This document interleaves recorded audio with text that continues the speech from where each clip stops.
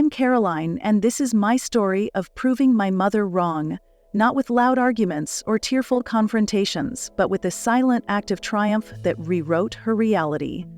She always said I'd never amount to anything, that my dreams were too big for the small-town life we lived.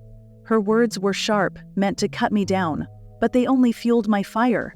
This is how I turned her doubt into my victory, paying off her mortgage without her ever knowing it was me. I grew up in Willow Creek, a sleepy town where the air smelled of pine and gossip spread faster than wildfire. My mother, Evelyn, was a woman hardened by life.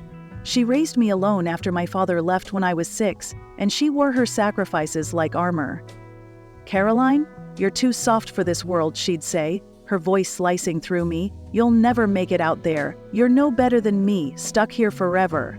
Her words weren't just warnings. They were prophecies she expected me to fulfill, but I refused to let them define me. At 17, I knew I had to escape. Willow Creek felt like a cage, its dusty roads and predictable rhythms suffocating my dreams. I wasn't like the other kids, content with marrying young or working at the local mill.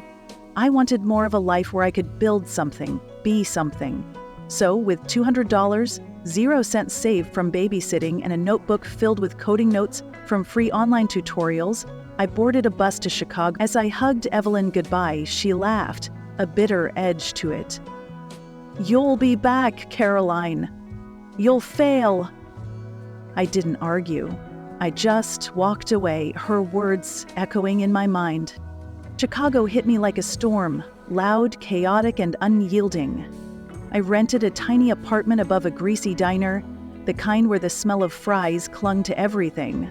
My first job was as a barista at Brewed Awakening, a quirky coffee shop with mismatched chairs and a loyal crowd. That's where I met Zinnia Vossler, a graphic designer with wild purple hair and a laugh that could warm the coldest room. Zinnia was my first real friend in the city. One night, over cheap wine in her cluttered studio, she asked, "What's your dream, Caroline?" I hesitated, then told her about my love for coding, how I'd taught myself Python late at night and building small programs for fun. She didn't laugh or dismiss me. Instead, she slid her laptop over and said, "Show me." Zinnia changed everything. She introduced me to Torin Quill, a lanky tech entrepreneur who ran a startup called Code Haven out of a cramped office downtown. Torin was all sharp angles and sharper wit, but when I showed him my rough budgeting app, Penny Pinch, a tool for people like me, he didn't scoff.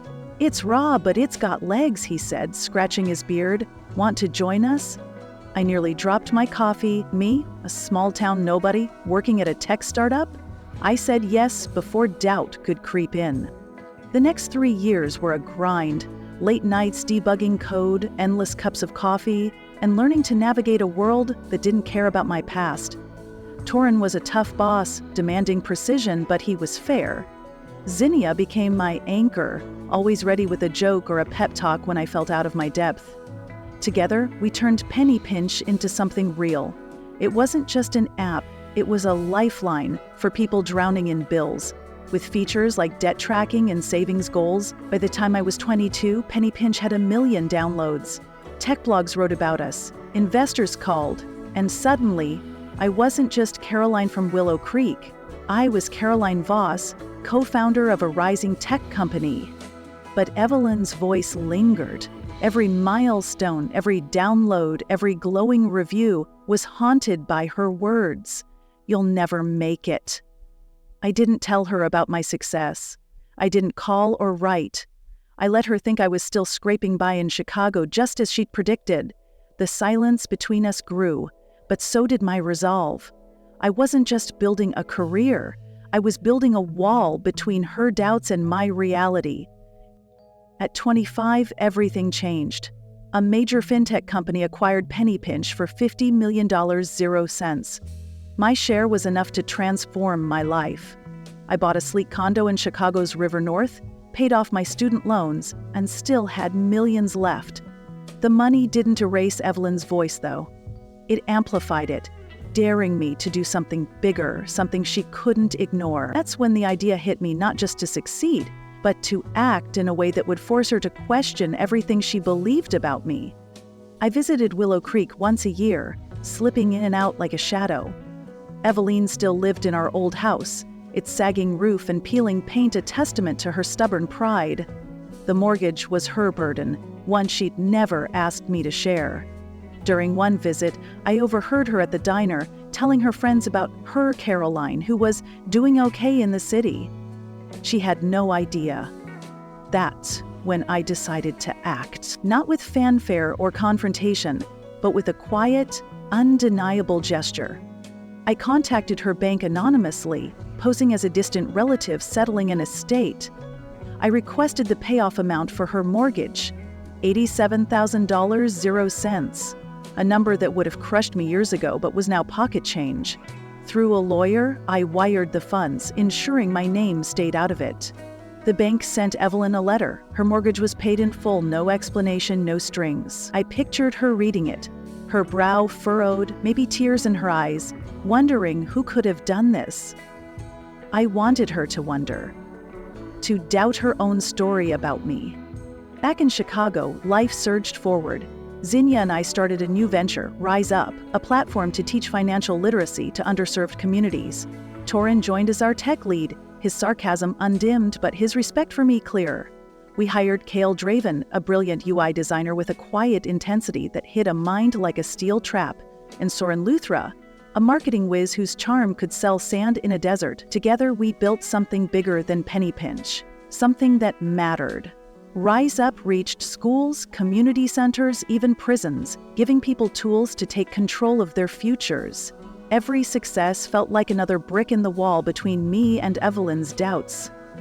A year after the payoff, Eveline called. Her voice was softer, almost fragile. "Caroline, did you do something with the house?" she asked. I played dumb. "What do you mean, Mom?" She told me about the letter, how she'd cried when she read it, how the bank wouldn't say who paid it. "I don't know why, but I thought of you," she said. I let the silence stretch. "That's amazing, Mom," I replied, my voice steady. "I'm just glad you're free of it 26. It. She didn't push, and I didn't confess. That was my revenge, not a shouting match or a dramatic reveal, but a quiet act that rewrote her reality. She told me I'd never succeed, but I had, and I'd lifted her burden without letting her claim credit for my success. I didn't need her apology.